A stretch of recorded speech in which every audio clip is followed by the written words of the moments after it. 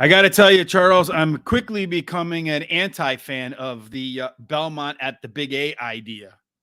Yeah, I think so. First of all, it screws up all of our files because all the back-end systems with the programs don't recognize Belmont as the Big A as a program file, so we have to go up and update those things manually. And secondly, today at NYRA, Charles and I, for like the last hour and a half, understanding that there was a little bit of rain there overnight. I know it's, Sean said it's pouring rain in Philadelphia off and on.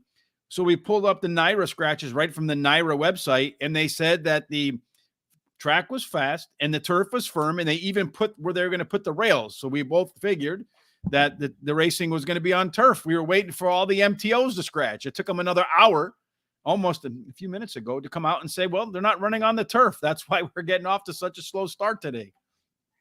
Amazing. That's all I can say. Amazing. Yes, just put out there, Naira. We're not running on the turf. We would be done with the show already. All right. But anyway, so we wanted to make sure that we were, up to speed with the picks and all that kind of stuff, right? So what can you do? What's done is done. So we're going to get cracking right away here. Belmont at the Big A, race number 1, 6 furlongs. I guess it's on the dirt. They haven't really run a whole lot of races yet at 6 furlongs or any distance so far at Belmont at the Big A for this particular meet. So we won't spend too much time on profiles of the winner today. This is a maiden race, so there's a whole bunch of horses in here that haven't started yet, Charles. So we're not even going to go through the pace worksheet because it makes no sense here either. So let's just get cracking with picks. My man, what you got? Well, yeah, it's totally wide open because it's a maiden, like you said. But I did go with the 5 in this one. Uh, Solid, nice, solid works. Brad Cox is the trainer, gets 18% with first timers.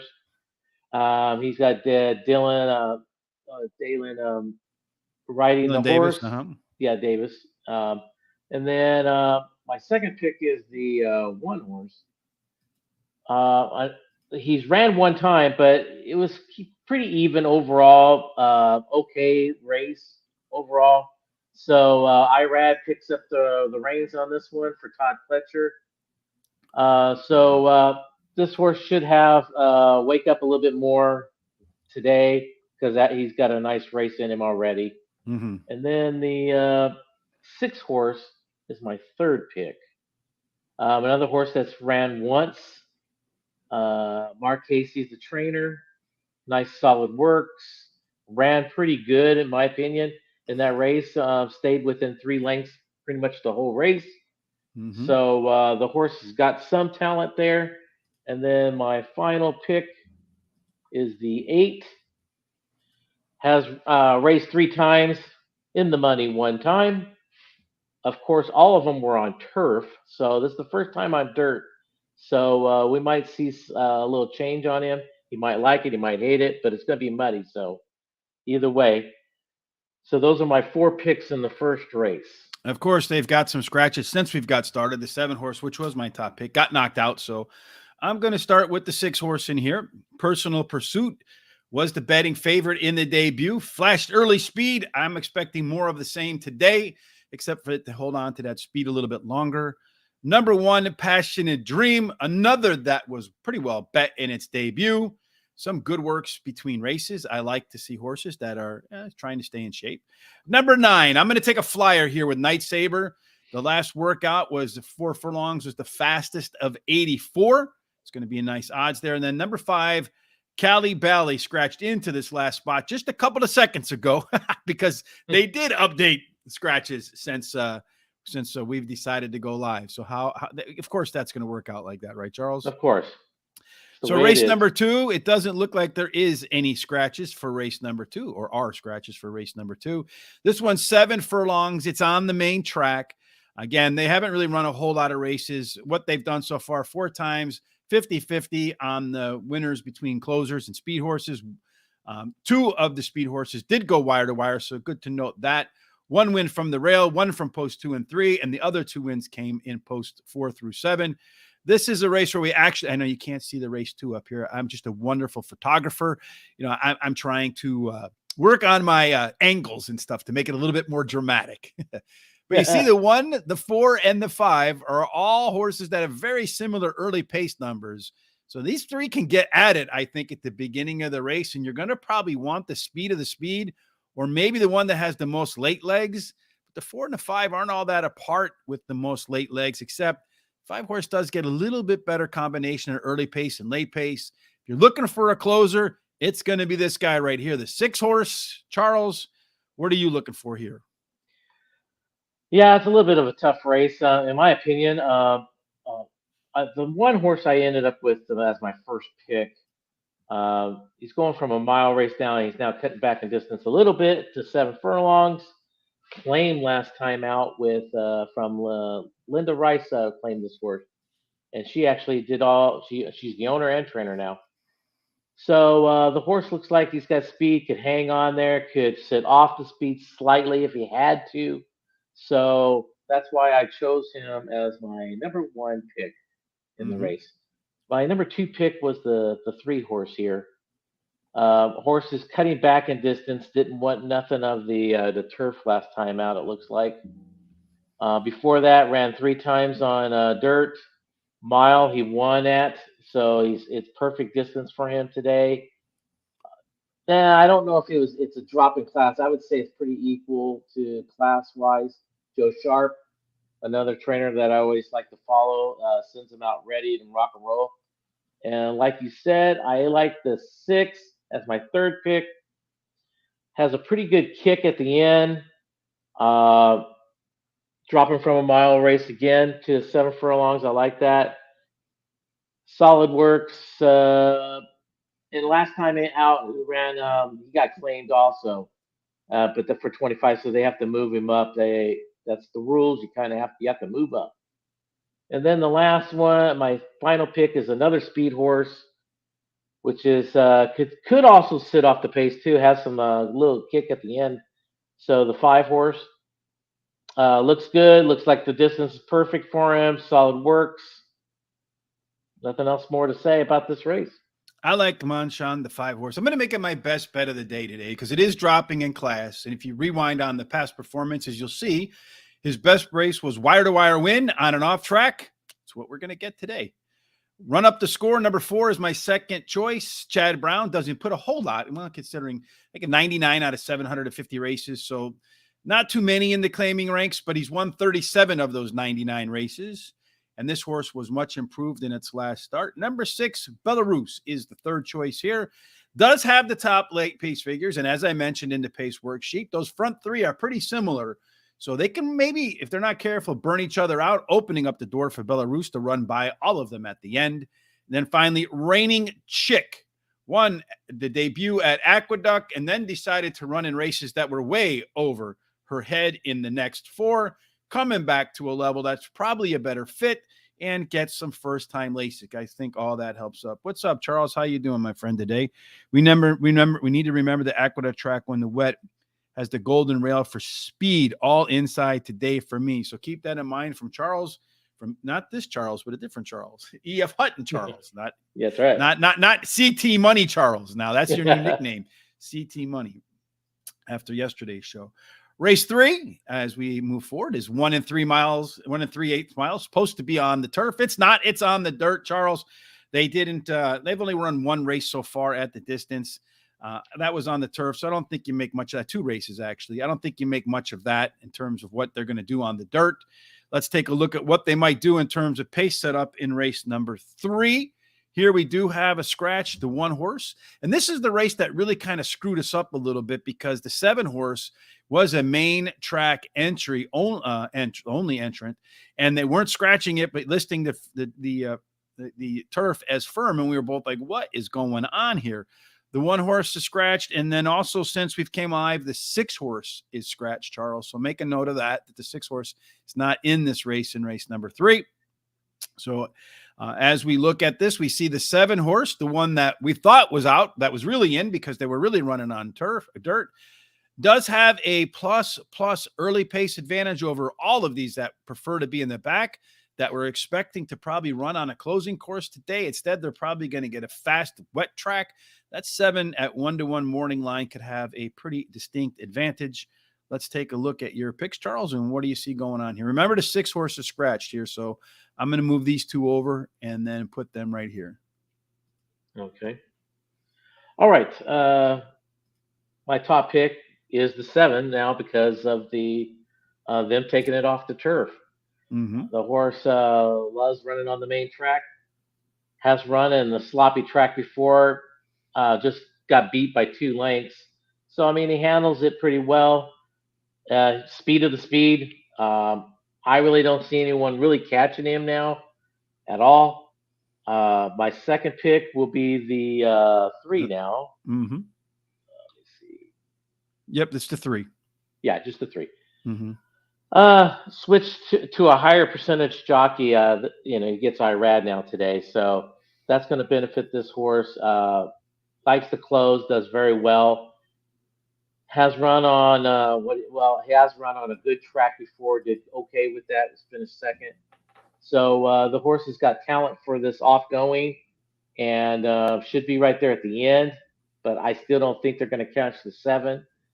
My third pick will be the 2, and he can improve on this little bit shorter distance. Last time out on turf, of course, was a mile and a half. Did very well. He likes the going long, so he should close pretty good. Has some kind of tactical speed if he has to have it. So either way, he's fine. But once again, I don't see him catching the 7. You want to put anything in there as a 4th pick, or just leave it as is? I'm just going to leave it as is. All right, so Baby Man, as we mentioned, had a whole lot of issues before we knew he was in this race on dirt. Does have that early pace edge, lone speed, gets very brave if he has the lead in the stretch, and I don't really think anybody's going to challenge him up to that point. But it's horse racing. Somebody, I'm sure, that I see, the trainers see the same thing we do. Somebody's going to be told to send. Number 3, Wicked Groove was better across the board last time out. So if you look at the early pace, the mid pace, and the late pace numbers, you will see that they were higher in the last start than in the previous race. And it's made up ground in 8 of its last 10 races. So if it can be close to the front, definitely will have some juice at the end. Number 2, Creative Cairo. Last race was a lot better than it looks on paper, being improved in the first 2 and 4 furlongs as far as its pace was concerned. Race number 4, Charles, is this one doesn't have any scratches than we didn't know about. So the 8 horse was scratched. Nothing new to talk about there in race number 4. This is a maiden claiming for $40,000. They're going to run 6 furlongs on the main track so far. At 6 furlongs, I think they ran only 1 race so far. 6 races. 4 were won by speed. 2 of the 4 went wire to wire. So far, nobody's won from the rail, so we'll see if that golden rail holds up for Charles today. 1 winner from posts 2 and 3. All the other 5 came from posts 4 through 7. There isn't a need for a pace worksheet here at all because of all of the youngsters in here. So how do you see this baby race playing out? Well, I like the 2. That's my first pick. Dropping in class. Gets Irad from the Michael Maker barn. Horse ran pretty doggone good for the second time out in a sloppy track, and only 3 lengths back behind the winner. So the horse could handle the slop or the muddy offgoing. Could handle that pretty well. Mm-hmm. My second pick is the 7. There's a hot trainer and jockey combo there. They get in the last 14 days. So Linda Rice and Jose, we're going to get their first time starter here. So solid workouts here on that horse. The 5 is my third pick in this race.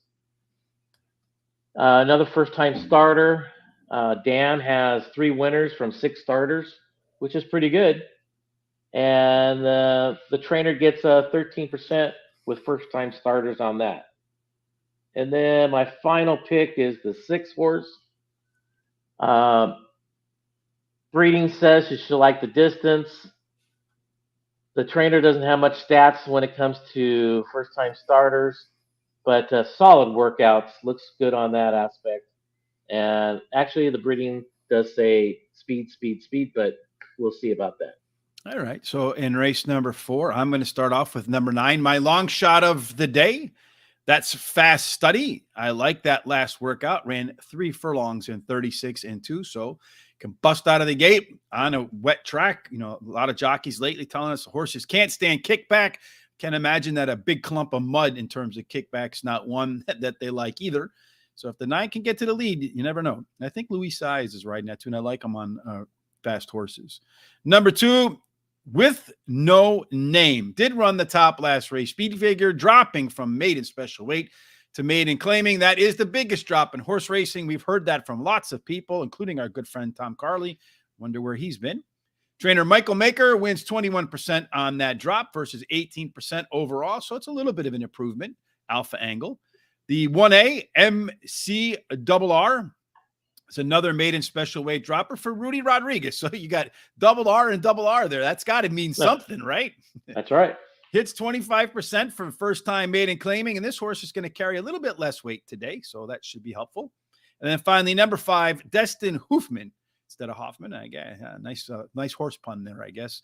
Jockey Manny Franco and trainer Robert Atras. They have won 3 of 10 races together, and this horse has some decent works getting ready for this spot. The last race in the opening pick 5 for us is race number 5. Again, this is 6 furlongs. This one's a maiden special weight for $77,000. We talked about the profile of a winner already for 6 furlongs, but just a quick recap.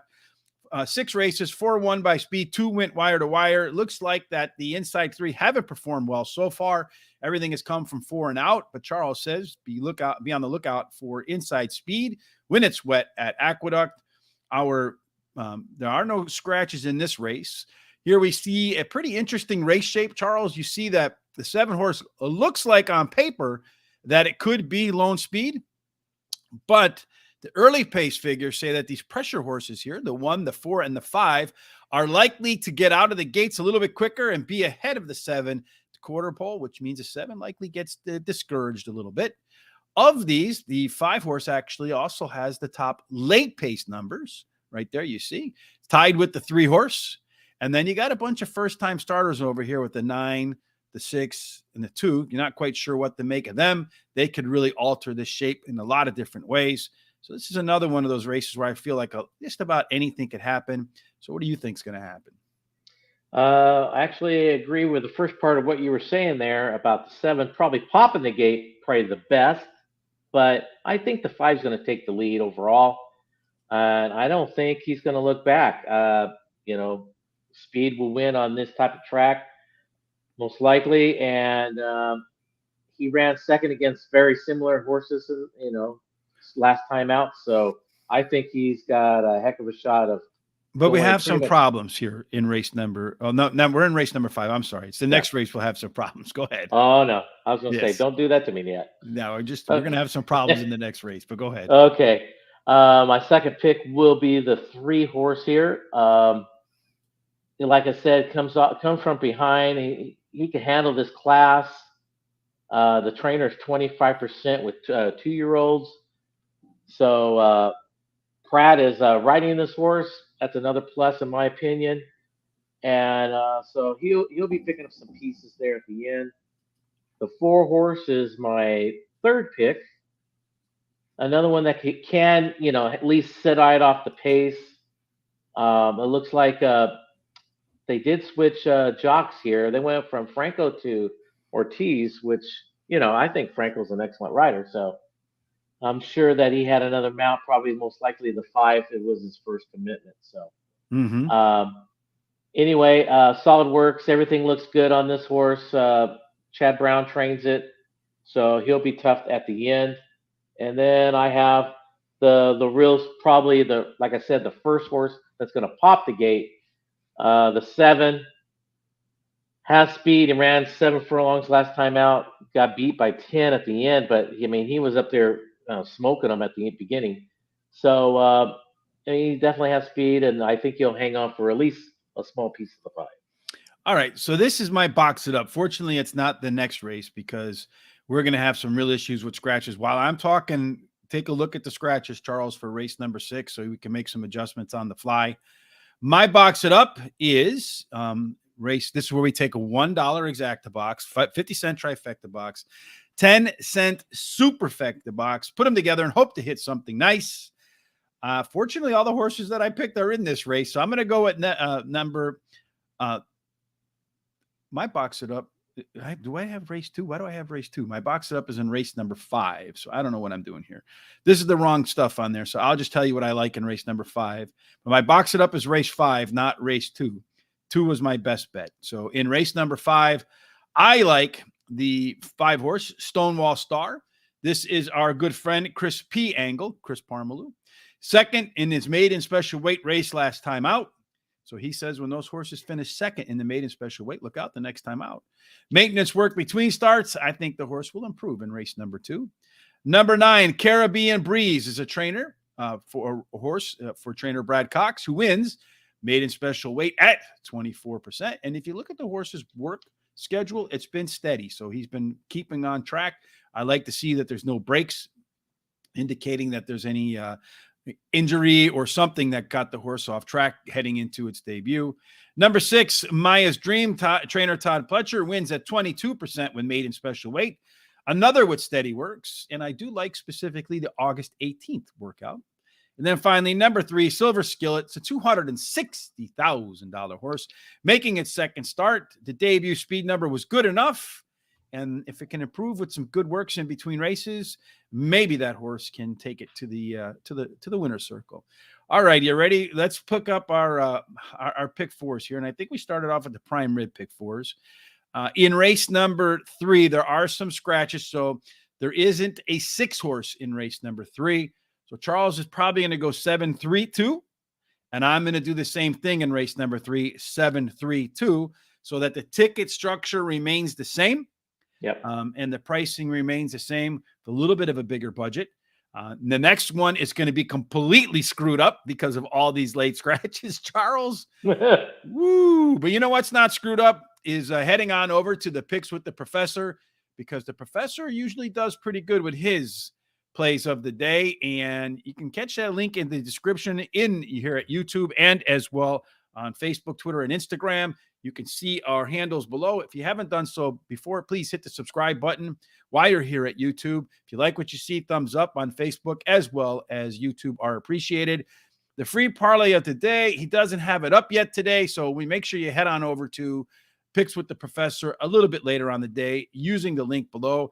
There is also a link for the full YouTube show. Make sure you check that out. Head over into the comment section. Be loud, be obnoxious.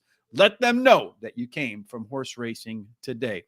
All right, Charles, you ready to tackle this on-the-fly challenge?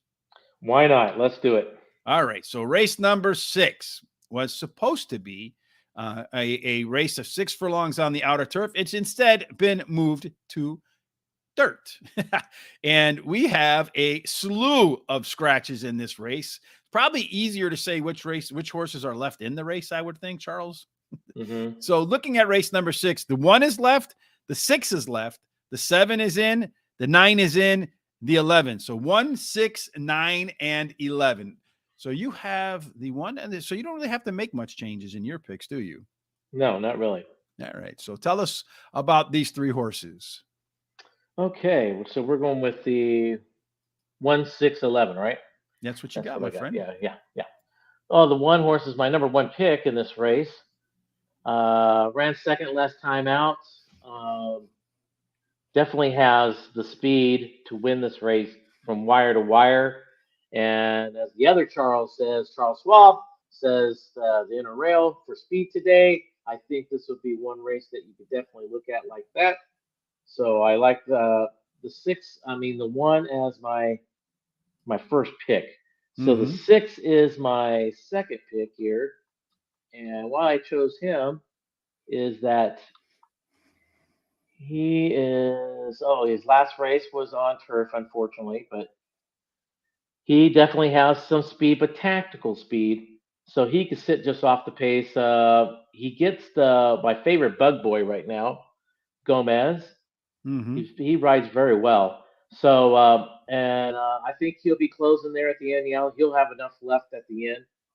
And then my final pick in this race would be the 11. And this horse ran on a muddy track last time out, didn't do very well. But the time 2 times before that, ran on a muddy track, lost by a nose. So at this distance, actually a half furlong longer. I'm sorry, 6.5 furlongs he ran. He lost by a nose. But he does have tactical speed. He can go to the front. He could sit right off the pace. So another one I believe that's going to be pretty dangerous at the end. All right. So with all of these scratches left, Charles, let's pull up the pace worksheet here a little bit, and that can help us out maybe in race number 6, figure out what we want to do. So in race number 6, as I mentioned, we have the horses that are scratched. We have the 1, the 5 is out, the 8 is out, the 11 is still in, the 10 is out, the 12 is out, the 13 is out, the 2 is out. That guy is not there. The 6 horse is still in, which I think is the biggest beneficiary now in this race. It is a left arrow horse, meaning it's one that can run close to the pace or right off the pace. With all of these horses in front of it scratch, it's going to challenge, I think, the 1 for the lead. Absolutely. And then on the back end here, the 3 and the 4 horse, the 2 that probably had the most late kick, or at least the 3 horse had a late pace advantage. 4 horses out.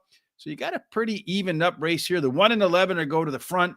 Based upon this chart, I think what I'm going to do, I'm going to change my picks a little bit on the fly here, Charles. I'm going to put the 6 in front of the 1 because I think the 6 with that left arrow is going to get a better trip than he would have got otherwise before. So I'm going to put the 6 horse up front. The 1 horse is my next choice. That horse is Not Far Now. Did run the top last race speed figure. I do expect it to complete for the lead all the way around the track. It did show a big jump in its 2 and 4 furlong numbers last out. And when you look at the past performances and you look at when the horse had like a big bump in those early fractions and those early pace numbers, the very next race, it came back to win the next 2 times. And then the 9 horse is a pressure horse. I feel like the 11 horse is probably going to have to chase too much speed. If it's not the speed of the speed, and it used to be, and it likes to be on the front, those horses tend to get discouraged and fade at the end. So I think that's what you'll see from the 11. It'll get up there, it'll try to compete, and then drop off as the race progresses. All right, so let's see what we have in race number 7. Haven't had a chance to look at the scratches there. In race number 7, it's another race filled with a bunch of scratches, Charles. We only have the 2, the 4, the 5, the 9, and then 11 and out. So you have, I think the 10 horse is the only one in here that you have that's scratched. So we'll pop him out. While you walk through your picks, I'll go ahead and put mine in there based upon what's left. Okay. Excuse me. My first pick is the 14 horse. I know, Charles, I know what you're saying on the other end of the online here. Inside speed, but this horse has tactical speed, and he likes the a little bit of the off going. He's did well on a good tracks and everything like that. So Solid Works got Linda Rice as the trainer. Good jockey combo there with her. And my second pick is the 12, right? Yeah, 12. Yeah, it's the 12. Yeah. I don't know. Do we know who's right? The 12, by the way? Who's on the 12 right now? Yeah. It looks to me like it's still a rider to be announced. Yeah, okay. I thought we might have found out. But anyway, he got claimed last time out. Rudy claimed this horse. Actually, Rudy does very well off of claims. And the horse has got speed and might even take the speed, take the lead on this with the 14 sitting right off of the side of him. So I think the horse has got talent for this race, got for the distance and everything like that. And then the 9 is my next pick, right? Yes, sir. It's right up on the screen. No. And then the 10 is gone. Okay. So the 9 is my third pick. The last time out, actually the last couple of times, his horse closes very well. So if these 2 horses get into a little bit of speed duel, this horse could sit just right behind him, or maybe 4th in the race all the way around, and pick up the pieces coming down the lane. Other than that, it's pretty much who else is going to finish 4th and 3rd or 6th or whatever. Who knows? All right. So race 7 is is a mile and a mile and 16th on the main track. If we look at the pace worksheet for race number 7, we got a ton of scratches in this race. So the horses that are left include the 2, the 4, the 5. So here you got the 2, the the 4, which is a left arrow horse, which I like to see. The 5 horse is going to be probably on the lead as well. Just as horse has a plus early pace, late pace combination advantage over the rest of the field. 12 horse is going to be in there competing for the lead too. So he's going to give the 5 a little bit of a fight for that first start. The 11 horse is in here too, does have some of the most late pace in here. 1 horse looks to me like it's out of this race. Yes, indeed. The 3 horse is out of this race. So a lot of the race shape changing again because of all of the late scratches that if they would have put out earlier, we would have been much, and I knew more scratches were coming. So it really kind of, this whole experiment, Belmont at the Big A is really on my nerves there, Mr. Charles. But I like the 5 horse as my top choice here. The 5 horse is deep cover. It is Dreamful. I think this one's likely to be the pace setter, does have an early pace and late pace edge over the rest of them, has run very well off the bench like today. The 4 horse maybe later did tie for the top last race speed figure. It is the first off the claim for trainer William Morey. It's a 21% angle. Whether this horse runs on the turf or wet track, it doesn't matter. And then the 9 horse, again, for me, is one of the few horses that's still in that, going to get that comfortable race where it's a pressure horse, should have a good trip around the track with some of the best late pace numbers. The 9's a closer. The 11 is a pressure horse, which with some of these other scratches in here should really sit nicely behind the horses on the front. They go a little bit too fast, could prove to be problemsome for the front runners. Race number 8, fortunately, we don't catch a whole lot of scratch. I don't think we catch any scratches in race number 8 at all. So in race 8, we're looking at a race that is going to be 6.5 furlongs on the main track, 6.5 furlongs so far. They have run, as we talked on the opening race.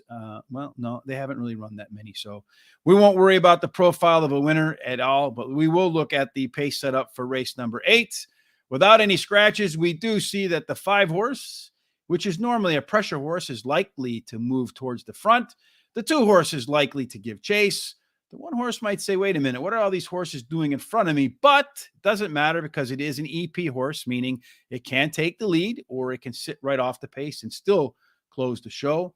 The 6 horse in here is a heavy favorite, as the lone PC horse does have a plus advantage when you combine the early pace and the late pace. That means it's 10 points better than the very next horse. A lot of horses back here want to close with the best late pace belonging to the 4 horse. Thankfully, we don't have any scratches here, Charles. What do you think about this race with being your best bet?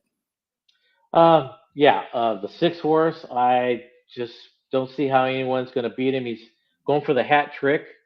By the way, his sire's hat trick from Japan. Going for the hat trick, has tactical speed, can take the lead, could sit just off of him. Probably has one of the highest buyers in here too. So high percentage jockey. There's a lot to say about this horse. Everything's plus.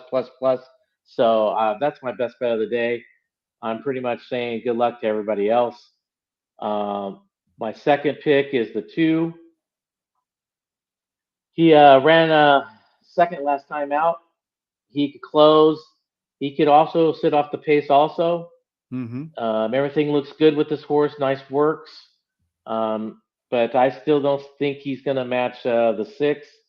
And then the 5 is my third pick. A little bit of a price horse, but the horse got some. He could handle the pace pretty well. So he could be there picking up pieces of the pie at the end. And then the 3 horse is my final pick. Last time out closed very well. And actually a couple of times before that closes very well, and even on a sloppy track. So he's the one that's going to be coming at the end of this race. But I still don't think they're going to catch the 6 horse. For me, in race number 8, thankfully there are not any scratches in here that really throw me for a loop. I like the 6 horse too, as I mentioned, a lone PC horse with a lot of advantage in terms of early pace, late pace, putting them together. 5 consecutive speed figure increases in a row. So I am very concerned about a bounce here. It is a real possibility. Was better across the board in its last race for the early pace, mid pace, late pace. If he downgrades just a little bit, it's probably still good enough, though I am a bit concerned about the horse regressing today.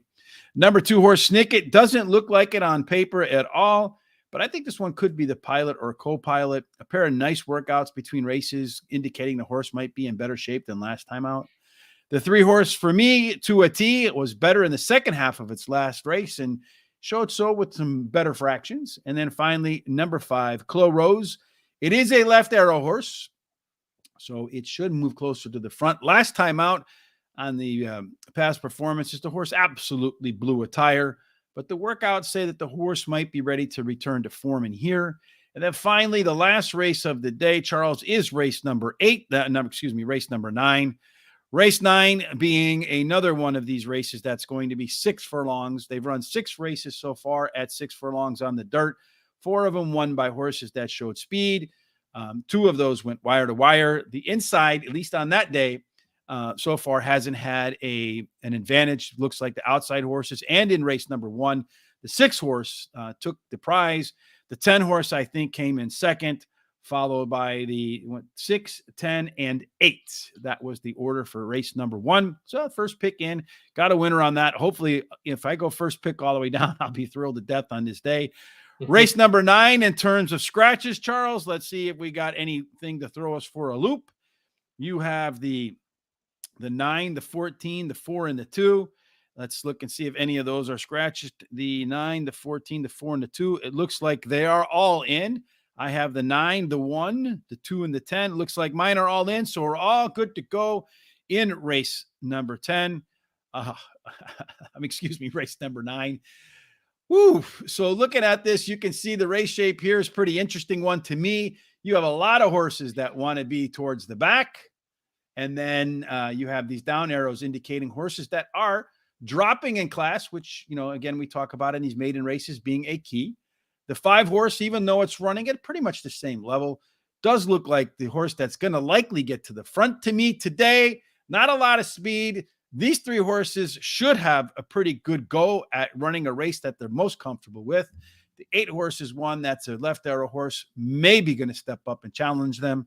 How do you see this one when it hits the finish line? Well, this one I think is pretty interesting, but I really like the 9 in this race. Class drop. And my favorite move on this whole thing is last time out he ran a mile, ran really close to the pace, and he drops from the mile down to the 6 furlongs. I love that move.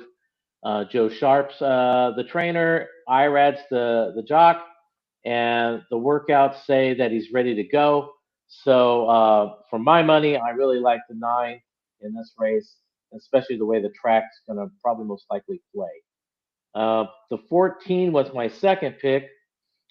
Another horse that could sit close to the pace, can finish a little bit, and got claimed last time out at 30,000, so he has to go up at 10,000 today. But he basically the same class, if you ask me. And then my third pick is the 4. The 4 has had 2 races. Another one of my moves that I love, going from a mile to 6 furlongs, drops in class, kind of closes a little bit. Hasn't shown much more than that on his 2 races, but he closes, training up to this race pretty good. So I see that horse coming in at the end. And then my final pick is the 2. The horse closed last time out, drops in class. Great jockey trainer combo. First time blinkers, which you should see a little bit more speed out of him. So a lot there to look at, and should be an improvement on this horse. All right, so that's your box it up. My box it up is incorrect. My box it up is in race number 5. I guess in a haste to get ready, I put the wrong number in there and the wrong horse is in there. So forgive me for that. For me in the final race here, I'm going to go with number 9, Birthday Time. just like you did. Showed some significant improvement early in its last race. Is a class dropper and the lone EP horse. I think it's going to get a really nice trip. And the number 1 horse, Always Connected, is a maiden special weight to maiden claimer dropper. Trainer George Weaver hits at 20% when he makes that move, and the horse does have the top early pace, late pace combination in the field. And hopefully E.F. Hutton Charles is correct, and that rail does well. Number 2, Spicy Ginger. I have to ask a question. Aren't they all spicy? Does have a late pace edge based upon its debut. So far only has 1 race versus a bunch in here that have many chances to win already. So I'm going to give Spicy Ginger a chance to improve. And then finally, number 10. This one's been off for more than a year. The Works Are Okay was well bet in that debut. I think not this previous June, but the June before that. It's another maiden special weight to maiden claimer and dropper. But the thing that's interesting to me about this is last time out, Flavian Pratt rode Spicy Ginger in its debut. All right. Flavian's a top jockey. So he jumps off the 2 horse to ride the 10 horse that he's never ridden before, that didn't run in more than a year. So either the trainer was upset with what he did in Spicy Ginger the last time out, or his agent and he believe that the 10 horse has a better chance than the 2 horse to get the win here, which I find kind of interesting. So I don't know. You've been around that game. How much say does the jockey have in which horses they're going to ride? Oh, a lot. He has a lot of say. And there's situations that maybe the trainer Weaver didn't, know that he was going to enter this horse in the race until later, and Pratt's already got the commitment. So there is a lot of things that that could be. I think it plays more into stakes horses when they jump off a horse to and ride another one. All right. So this is our hot dog pick 4. Our picks are all screwed up here for sure. You went with the 1, 4, 6, 11. There is no more 4 in the race. So it's the 1, 6, 11. You still have the 14 and the 12. You still like the 6 horse. All of your picks are at the back. So if you want to add a 4th one to Charles, you can do so. Me for race number 6, I don't really have any horses there. I have the 6, the 1. So I'm going to go 6, 1, 9. I'm going to keep the 5, 4. So just the first leg is going to change for me from 5, 3, 1 to 6, 1, and 9. 5, 4 remain the same. Then the 6, and then I do think at the back leg, are the 3 and the 4 still in the last leg at race number 9? I think they are. Yes. Yeah, so that's going to be my hot dog pick 4. Charles' hot dog pick 4 is a $16 ticket. Mine is an $18 ticket. I know that a lot of picks screwing everything up, a lot of late stuff coming in, but this is how our picks lay out. The best bet for Charles is in race number 8, along with his long shot in race number 7. So you got a long shot best bet double going on there. His box it up is in race number 9. You see the 4 horses there. My best bet's race number 2 coming up, that 5 horse. And it looks like in race number 2 right now, the 5 horse is 7-5 off of the 5-2 morning line. So it looks like a lot of people are on that horse. It is also our prime rib pick 4, Charles. So let's go ahead and look at the prime rib pick 4s. There you see. I do think those are mostly accurate, except in race number 3, it's 7-3-2 for the both of us. And then I think that wraps it up for the Belmont stuff. If you haven't done so, last night, Sean and I, and usually we start off with this, but because of the fact that we were a little bit behind, we had a nice conversation with jockey Jeremy Rose on his road back from recovery, from pain, from pills, from alcohol, some other stuff. When he got back into horse racing, keeping it all together now. A very strong conversation last night. So if you haven't seen that, you can find that right here on Horse Racing Radar TV. Make sure you check it out in all of the conversations we've had at Horse Center. A lot of great information from a lot of people really well connected in the business. It's going to like that. Tonight, we're going to be with TVG FanDuel's Rich Perloff as we cover the Pennsylvania Derby this weekend. That'll be at 9:30 p.m. Eastern. You're not going to want to miss that. Rich is an awesome guest. We've had him on before. Last time on, we went through his favorite guitarist, and I think he ended up with Eddie Van Halen as his favorite rock guitarist of all time. So I don't remember. It's been a while. So make sure you check that out. The best way to do that is hit the subscribe button while you're here on YouTube. Hit the bell. Follow us on our social sites below. And then, of course, if you're going to bet today over at think the free track today is Los Alamitos. Yes, Los Alamitos, the thoroughbreds over in outside in California, is the free track at Guaranteed Tip Sheet. Please hit the link in the description, both here on Facebook and on YouTube, wherever it is that you pay attention to us. I think that covers just about everything today. I don't think I forgot anything, Charles. Tomorrow, Tom and I will be back at the regular time to cover Newmarket in England, because they do have some Breeders' Cup winning your in races for our Foreign Friday. I think that's it, Charles. I hope we got everything. What do you got? Any final thoughts before we get out of here on this frustrating Thursday? No, it was frustrating, but if you're going to the track over there at Belmont at Aqueduct, I guess just be safe out there. Mm-hmm. And of course, we have three things that I like to talk about at the very end of the show. So the three things for today: one, we all have that nagging task that we know we should do that we haven't done it. So get it out of the way so it no longer nags on you. Two, go out of your way today to make somebody smile. A smile always. I actually read that when you smile, even if you fake it, it releases, what are they called? The endomorphines or whatever they're called, so that you feel better. And then finally, no matter what else it is, what the hell are they called again? I forget what they're called. But anyway, no matter what it is you're doing today, whether it's at the track, trying to make somebody smile, you're frustrated like Charles and I are, we hope that it ends up only in one place. And that can be the winner's circle. Absolutely. Have a fantastic Thursday. We'll see you tonight with Rich Perloff.